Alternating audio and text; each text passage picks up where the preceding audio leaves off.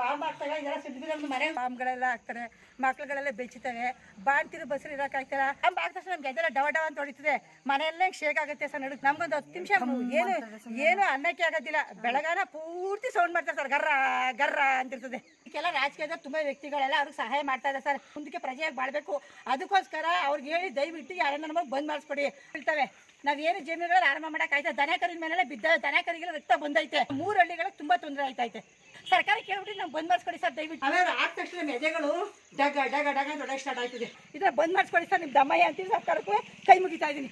ಕಲ್ಲು ಹೊಡಿತಾವ್ರೆ ನಮಗೆ. ದನ ಕರಿಗಳಿಗೆಲ್ಲ ಬೆಳಗಾನ ನಿದ್ದೆ ಇಲ್ಲ ಸರ್. ನಮಗೆ ಒಂಥರ ಇದು ಎದರಿಕೆ ಭಯ ಆಯ್ತದೆ. ಮತ್ತೆ ಗುಡ್ಡಾರ ಅನ್ಸೋದು, ಡಮಾರ್ ಅನ್ಸೋದು ಹಿಂಗೆ ಮಾಡ್ತಾರೆ. ನಮಗೆ ಜೀವ ಡಾಕ ಡಾಕ ಅಂತದೆ ಸರ್.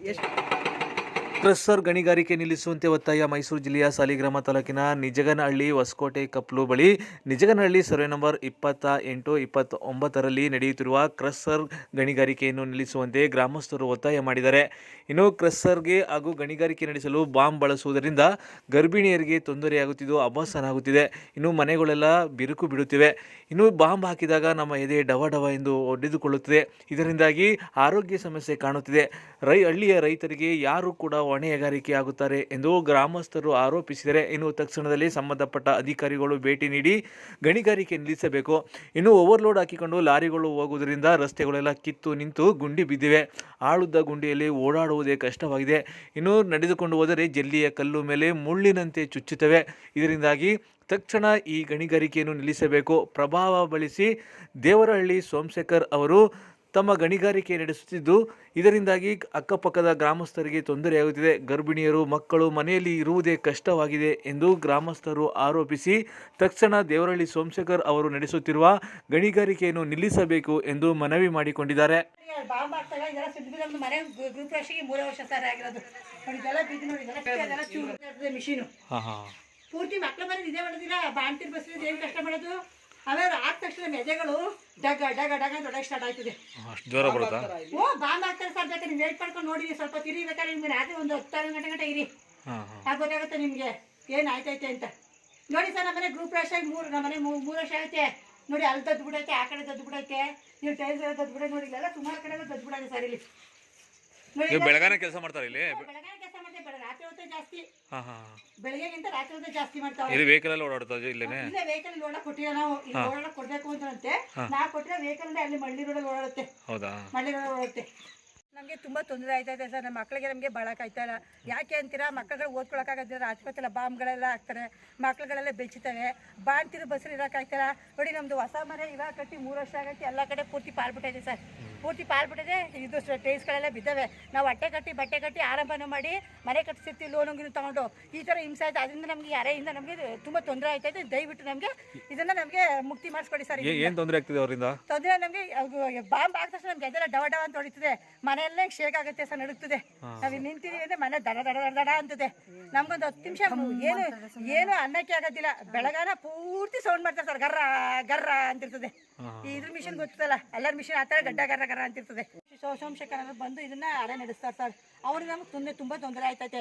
ಇದಕ್ಕೆಲ್ಲ ರಾಜಕೀಯದ ತುಂಬಾ ವ್ಯಕ್ತಿಗಳೆಲ್ಲ ಅವ್ರಿಗೆ ಸಹಾಯ ಮಾಡ್ತಾ ಇದ್ದಾರೆ ಸರ್. ಅವ್ರು MLAಗಳಿಗೆ ಎಷ್ಟು ಕೊಡ್ತಾರೆ, ಎಷ್ಟು ಬಿಡ್ತಾರೆ, ಅದಕ್ಕೆ ನಮ್ಗೆ ಬೇಕಾಗಿಲ್ಲ ಸರ್. ನಮ್ಮ ರಾಜಕೀಯ ಬೇಕಾಗಿಲ್ಲ. ನಾವು ಹಳ್ಳಿ ಜನಗಳು 4 ಜನಕ್ಕೆ ಅನ್ನ ಕೊಡೋರು. ನಾವು 4 ದಿವಸ ನಮ್ಮ ಮಕ್ಕಳು ನಾವು ಬಾಳ್ಬೇಕು ಸರ್. ಹಳ್ಳಿಲಿ ನಮ್ಮ ಮಕ್ಕಳು ಮುಂದಕ್ಕೆ ಪ್ರಜೆಯಾಗಿ ಬಾಳ್ಬೇಕು. ಅದಕ್ಕೋಸ್ಕರ ಅವ್ರಿಗೆ ಹೇಳಿ ದಯವಿಟ್ಟು ಯಾರನ್ನ ನಮಗೆ ಬಂದ್ ಮಾಡಿಸ್ಕೊಡಿ. ಅವ್ನು ಯಾರು ಸೋಮಶೇಖರ್ ಯಾರೋ ಗೊತ್ತಿಲ್ಲ ನಮಗೆ. ಅದೇನೇ ಹೇಳಿದ್ರೆ ಅವ್ನು ಸಂಸ್ಥೆ ನಿಲ್ಸಕ್ಕೆ ಹೇಳಿ ಸರ್. ದಯವಿಟ್ಟು ಮುಂದಕ್ಕೆ ನಮ್ಮ ಮಕ್ಕಳುಗಳು ತುಂಬಾ ತೊಂದರೆ ಆಗುತ್ತೆ. ಅರೆ ನಡೆಸ್ತಾ ಇದ್ದಾರೆ ಸರ್. ತುಂಬಾ ಅದರಿಂದ ಲಾಭ ಐತೆ ಅವ್ರಿಗೆ. ಕಲ್ಲು ತೆಗಿಯೋದು, ಸೈಜ್ಗಳು, ಬೋರ್ಡರ್ಸ್ಗಳು, ಮತ್ತೆ ಡೆಸ್ಟ್ ಅಂತಾರಲ್ಲ ಸರ್, ಅವೆಲ್ಲ ತೆಗಿತಾರೆ ಸರ್ ಅವರು. ಎಷ್ಟು ದಿನದಿಂದ ನಡೀತಿದೆ? ಹೆಚ್ಚು ಕಮ್ಮಿ ಆಯ್ತು ಸರ್. ಒಂದು 20 ವರ್ಷ 15 ವರ್ಷ ನಡೀತದೆ. ಸ್ವಲ್ಪ ಆಯ್ತು, ಜಾಸ್ತಿ ಆಗಿದೆ ಸರ್ ಅದು. ಅಷ್ಟಾಗಲ್ಲ ಪೂರ್ತಿ. ಆಮೇಲೆ ಅಕ್ಕಪಕ್ಕ ಹೊಲ್ದವ್ರಿಗೆಲ್ಲ ಇಷ್ಟಪ್ಪ ಕಲ್ಗಳು ಬೀಳ್ತವೆ. ನಾವೇನು ಜಮೀನುಗಳಲ್ಲಿ ಆರಂಭ ಮಾಡಕ್ಕಾಯ್ತಾ, ದನ ಕರಿದ ಮೇಲೆ ಬಿದ್ದ ದನ ಕರಿಗೆಲ್ಲ ರಕ್ತ ಬಂದೈತೆ. ನಮ್ಮ ಕೊಪ್ಪಳವ್ರಿಗೆ ಬಂದೈತೆ, ನಮ್ಮವ್ರಿಗೆ ಬಂದೈತೆ, ನಮ್ಮ ಮೈಸೂರಳ್ಳಿಯವ್ರಿಗೆಲ್ಲ ಬಂದೈತೆ ಸರ್. ಇಲ್ಲಿ ನಮ್ಮ 3 ಹಳ್ಳಿಗಳಿಗೆ ತುಂಬ ತೊಂದರೆ ಆಯ್ತೈತೆ. ಇದು ದಯವಿಟ್ಟು ನಿಮ್ಮ ದಮ್ಮಯ್ಯ ಅಂತಿ ನಮ್ಮ ರೈತರುಗಳನ್ನ ಬತ್ತಿ ಹಾಕೊಂಡು. ನಾವು ರೈತರುಗಳು ಇದೆ ಸರ್. ಈ ಪ್ರಪಂಚ ಎಲ್ಲ ಹಳ್ಳಿ ಇದೆ ಸರ್. ಡೆಲ್ಲಿಯಿಂದ ಹಳ್ಳಿ ಬರ ಸರ್. ಹಳ್ಳಿಯಿಂದ ಡೆಲ್ಲಿ ನಾವು ದುಡಿದ್ರೆ ಸರ್, ಪ್ರಪಂಚ ಎಲ್ಲ ಬಂದು ಊಟ ಮಾಡ್ತಿಲ್ಲ. ಏನು ಊಟ ಮಾಡ್ತಾರೆ ಅವರು? ಅವ್ರಿಗೆ ಹೇಳಿ, ಅವ್ರಿಗೆ MLA ಆದರೂ ಯಾವನೇ MLA ಆದರೂ ಹೇಳಿ. ಅದ್ಯಾಕೆ ಅರ್ಥ ಬಂದು MLA ಆದರೂ ಅಷ್ಟೇ, ಯಾರಾದರೂ ಅಷ್ಟೇ ಹೇಳಿ ನಮ್ಗೆ ಇದು ಸರ್ಕಾರ ಕೇಳ್ಬಿಟ್ಟು ನಮ್ಗೆ ಬಂದ್ ಮಾಡಿಸ್ಕೊಡಿ ಸರ್ ದಯವಿಟ್ಟು. ನಮ್ಗೆ ಇದು ತುಂಬ ತೊಂದರೆ ಆಗ್ತದೆ ಸರ್. ಜಿಲ್ಲಾಧಿಕಾರಿಗಳಲ್ಲಿ ಏನು ಹೇಳ್ತೀರಮ್ಮ? ಜಿಲ್ಲಾಧಿಕಾರಿಗಳು ಯಾರಮ್ಮ ಏನು ಹೇಳೋ ನಮ್ಮ ಮಾತು ಕೇಳ್ತಾ ಸರ್. ಹಳ್ಳಿ ಜನ ಏನಮ್ಮ ಹೋಗ್ರಮ್ಮ ಅಂತಾರೆ. ಈಗ ನಾವು ಜಿಲ್ಲಾಧಿಕಾರಿ ಬಿಟ್ಬಿಟ್ಟು ನಮ್ಗೆ ಗಂಡ ಮಕ್ಕಳನ್ನ ಇಲ್ಲಿ ಆರಾಮ ಮಕ್ಕಳನ್ನ ದನ ಕರ ಯಾರು ಸರ್ ನೋಡ್ಕೊತಾರೆ. ಇಲ್ಲಿ ನಾವು ಬಂದಲ್ಲಿ ಏನಾರು ಮಾಡಿಕೊಂಡು ಕೂತ್ಕೊಳಕ್ಕಾಯ್ತದ?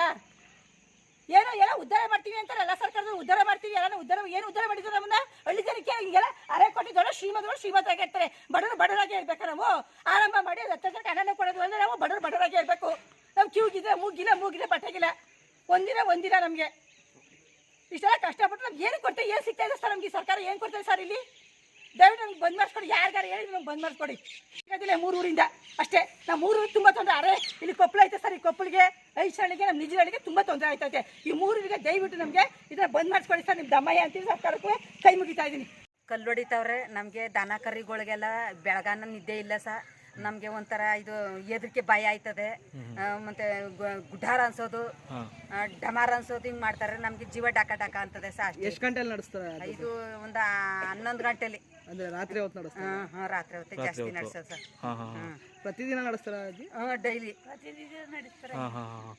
ಯಾರು ಕಂಪ್ಲೇಂಟ್ ಮಾಡಿದ್ದೀರಾ? ಯಾರು ಮಾಡಿಲ್ಲ ಸರ್ ಓಕೆ, ನಿಮ್ಮ ಹೆಸರೇನು? ಗೌರಮ್ಮ. ಯಾವ ನಿಮ್ಮದು? ಇದೇ ಊರು. ಯಾವ್ರಿದು? ನಿಜನಹಳ್ಳಿ. ನಿಜನಹಳ್ಳಿ. ಓಕೆ. ನಮ್ಮ ಹೆಸರು ಪಾಟೀಲ್ ಅಂತ ಹೇಳಿ ನಾವು ಇಲ್ಲೇ ಹೊಸಕೋಟೆಕೊಪ್ಪ ಗ್ರಾಮಸ್ಥರು ಸರ್. ಇದು ಕ್ರಸ್ತರ ಮಿನಿಮಮ್ 4 ವರ್ಷದಿಂದ ನಡೀತೈತೆ ಸರ್. ಇದರಿಂದ ಭಯಂಕರ ನಮ್ಮೂರು ಗ್ರಾಮಸ್ಥರಿಗೆಲ್ಲ ತೊಂದರೆ ಆಯ್ತೈತೆ. ಇವ್ರು ಏನಪ್ಪ ಅಂದರೆ ನೈಟು 8 ಗಂಟೆ 9 ಗಂಟೆ ಹತ್ರನೆಲ್ಲ ಬ್ಲಾಸ್ಟ್ ಮಾಡ್ತಾರೆ ಸರ್. ಮತ್ತು ಬೆಳಿಗ್ಗೆ ಹೊತ್ತು ನಾವು ದನ ಕರ ಇಟ್ಕೊಂಬಂದು ಇಲ್ಲಿ ಆರಾಮ ಮಾಡೋಕ್ಕಾಗಲ್ಲ, ದನ ಕರ ಬಿಟ್ಕೊಂಡು ಮೇಯ್ಸೋಕ್ಕಾಗಲ್ಲ ಸರ್. ಇಲ್ಲೆಲ್ಲ ಅದೃಶ್ಯ ಆ ಕಡೆ ಹೋಗ್ರಪ್ಪ ಈ ಕಡೆ ಹಟ್ಬೇಡಿ ಅಂತ ಎಲ್ಲ ಕಳಿಸ್ತಾರೆ. ಮತ್ತು ಇಲ್ಲಿಂದ ಬರೋಂಥ ಧೂಳಿಂದ ನಮಗೆ ಕೆರೆಯಲ್ಲಿ ದನ ಕರಿಗೆ ನೀರು ಕುಡಿಸ್ತಂದ್ರೆ ದನ ಕರಿಗಳಿಗೆಲ್ಲ ರೋಗ ಬರ್ತಾಯಿದೆ ಸರ್. ಪ್ರತಿ ತಿಂಗಳೆಲ್ಲ ಡಾಕ್ಟರ್ ಹತ್ರ ಖರ್ಚು ಇಂಜೆಕ್ಷನ್ ಹಾಕ್ತಾ ಇದ್ದೀವಿ. ಮತ್ತು ಇಲ್ಲಿಂದ ಅರ್ಧ ಕಿಲೋಮೀಟ್ರ್ ಫಾರೆಸ್ಟ್ ಐತೆ ಸರ್. ಫಾರೆಸ್ಟಲ್ಲಿರೋ ಪ್ರಾಣಿಗಳೆಲ್ಲ ಇದ್ರ ಸೌಂಡ್ಗೆ ಊರಿಗೆ ಬರ್ತಾ ಇದೆ ಸರ್. ಮತ್ತು ನಮ್ಮೂರಲ್ಲಿ ಎಷ್ಟು ಇಲ್ಲಾಂದ್ರೂ ತಿಂಗಳಿಗೆ 4-5 ಅಬೋಸನ ಆಯ್ತದೆ ಸರ್. 3 ತಿಂಗಳು 5 ತಿಂಗಳಿಗೆಲ್ಲ ಅಬೋಸನ ಆಯ್ತದೆ. ಭಾಳ ತೊಂದರೆ ಆಯ್ತದೆ. ಏನಕ್ಕೆ ಅದರಾಗ್ತಿರೋದು ಸರ್? ಇದು 8 ಗಂಟೆ ಹತ್ರಲ್ಲೇ 9 ಗಂಟೆ ಬ್ಲಾಸ್ಟಿಂಗ್ ಮಾಡ್ತಾರೆ ಸರ್. 9 ಗಂಟೆ ಮೇಲೆಲ್ಲ 10 ವೀಲು 12 ವೀಲು ಗಾಡಿಗಳೆಲ್ಲ ಬೆಳಗಾನ ಓಡಾಡ್ತವೆ ಸರ್. ಹೆವಿ ಸೌಂಡ್ ಬರ್ತದೆ. ಮತ್ತು ನೈಟ್ ಬೆಳಗಾನ ಡ್ರಿಲ್ಲಿಂಗ್ ಮಾಡ್ತಾರೆ. ಇದರಿಂದ ಭಾಳ ತೊಂದರೆ ಆಯ್ತದೆ. ನಾವು ಮೀಡಿಯಾದವರೆಲ್ಲ ಕರ್ಕೊಂಬಂದು 2-3 ದಫಾ ವಾರ್ನ್ ಮಾಡಿದ್ದೇವೆ ಸರ್. ಅವ್ರು ಯಾವುದೇ ತಲೆ ಕೆಡಿಸ್ಕೊತಲ್ಲ. ಇವತ್ತು ಸುಧಾ ಕರ್ಕೊಂಬಂದು ಗ್ರಾಮಸ್ಥರ ಮುಂದ್ಗಡೆ ಎಷ್ಟು ಗಂಟೆ ಕೂಗಾಡಿ ಕಿರ್ಚಾಡ್ದ ಸರ್. ಮೀಡಿಯಾದವ್ರಿಗೂ ಸುಧಾ ಅವರು ಒಳಗಿಂದ ಬಂದು ನೀನು ಯಾವನು ಇಲ್ಲಿ ಬರೋಕ್ಕೆ ನಡಿ ಆ ಕಡೆ ಅಂತ ಮೀಡಿಯಾದವ್ರಿಗೂ ಘಾಟಿ ಮಾಡಿದ್ದಾರೆ ಸರ್. ಇವ್ರು ಏನಪ್ಪ ಅಂದ್ರೆ ನಮಗೆ ಭಯಂಕರ ಬೆದರಿಕೆ ಆಗ್ತಾರೆ. ಇದರಿಂದ ನಮ್ಮ ಗ್ರಾಮ ಭಯಂಕರ ಹಾಳಾಗ್ತದೆ. ದಯಮಾಡಿ ನಾವು ಇದ್ರ ಬಗ್ಗೆ ಯಾವುದೇ ಇಲಾಖೆಯವರಾಗಲಿ ಪೊಲೀಸರಾಗಲಿ ಯಾರೂ ಸದಾ ಇಲ್ಲಿ ಬರ್ತಾಯಿಲ್ಲ ಸರ್. ದಯಮಾಡಿ ಇದೊಂದು ನಿಲ್ಸೋಕ್ಕೆ ನಿಮ್ಮ ಮೀಡಿಯಾದವ್ರ ಕಡೆಯಿಂದ ಒಂದು ಹೆಲ್ಪ್ ಮಾಡಿ ಅಂತ ನಿಮ್ಮನ್ನ ಕರೆಸಿದ್ದೀವಿ ಸರ್. ನಾವು ಇಲ್ಲಿ ಕಷ್ಟರು ನಾವು ಇಲ್ಲಿ ಮಡಗ್ತಾರೆ ಅಂತ ನಮ್ಗೆ ಗೊತ್ತಿತ್ತಿಲ್ಲ. ಸುಮ್ಮನೆ ಆ ಕಡೆ ದಾರಿ ಮಾಡ್ಕೊತೀವಿ ಈ ಕಡೆ ದಾರಿ ಮಾಡ್ಕೊತೀವಿ ಅಂತ ಹೊರಬಿಟ್ಟು ಊರೊಳಗಡೆಲ್ಲೇ ಹೊಡಿತಾರೆ. ಧೂಳು ಎಲ್ಲ ಬೆಳೆಗೂ ಕೂತ್ಕೊತಾ ಇದೆ. ಸಾಮಾನ್ಯವಾಗಿ ಅಲ್ಲಿ ಎಲ್ಲ ಬೆಳೆನೂ ಹಾಳಾಗಿದೆ, ನಾಶ ಆಗಿದೆ. ಯಾವ ಪರಿಹಾರ ಕೇಳಿದ್ರೆ ಅವ್ರದ್ದು ದಬ್ಬಿ ಹೊಡಿತಾವ್ರೆ. ಯಾವ ಪರಿಹಾರನೂ ಇಲ್ಲ, ಏನೂ ಇಲ್ಲ.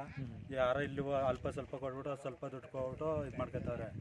ಲೈಸೆನ್ಸು ಇಲ್ಲಿ ಪಕ್ಕದಲ್ಲೇ ಫಾರೆಸ್ಟ್ ಅದೇ 200 ಮೀಟ್ರ್ ದೂರದಲ್ಲಿ. ಲೈಸೆನ್ಸ್ ಹೆಂಗೆ ಕೊಟ್ಟರು ಅಧಿಕಾರಿಗಳು? ಪಕ್ಕದಲ್ಲೂ ಅಕ್ಕಪಕ್ಕ ಹಳ್ಳಿಗಳವೆ. ಯಾವ ರೀತಿ ಲೈಸೆನ್ಸ್ ಕೊಟ್ಟರು? ಇವರು ಅಧಿಕಾರ ಯಾವ ಥರ ದುರುಪಯೋಗ ಕೊಡಿಸು. ಯಾರು ನಾಳೆ ಬೇಕಾದ್ರೆ ಇದು ಮಾಡ್ತೀವಿ, ಒಂದು ಕಂಪ್ಲೇಂಟ್ ಬರ್ಕೊಡ್ತೀವಿ ರೈಟಿಂಗಲ್ಲಿ.